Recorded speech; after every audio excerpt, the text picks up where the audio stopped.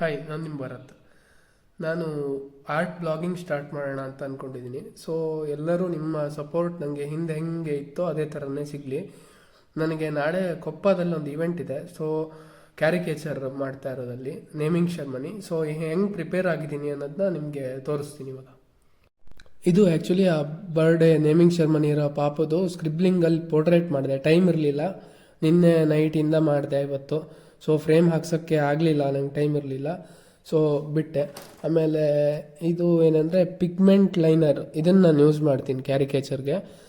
ಆಮೇಲೆ ಕ್ಯಾರಿಕೇಚರ್ಗೆ brush ಪೆನ್ಸನ್ನು use ಮಾಡ್ತೀನಿ usually. And pencil like ಏನಾದ್ರು ಬರ್ಕೊಳ್ಳೋದಿದ್ರೆ ಅದಕ್ಕೆ ಲೆಡ್ಡು. ಆಮೇಲೆ ಒಂದು ಆಕ್ರಾಲಿಕ್ ಟ್ಯೂಬ್ ಇಟ್ಕೊಂಡಿರ್ತೀನಿ, ಅದ್ರ ಜೊತೆಗೆ ಬ್ರಷಸ್ನ ಇಟ್ಕೊಂಡಿರ್ತೀನಿ. ಆಮೇಲೆ ಎರೈಸರು, ಒಂದು ಚಿಕ್ಕ ಪ್ಯಾಲೆಟು.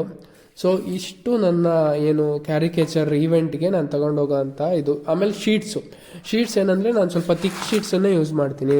ಯೂಶ್ವಲಿ ಕ್ಯಾರಿಕೇಚರಲ್ಲಿ ಇದೇನಂದರೆ ಸ್ವಲ್ಪ ಬ್ರೌನ್ ಕಲರ್ ಬರುತ್ತೆ ಶೀಟು, ಬ್ರೌನು ಮತ್ತು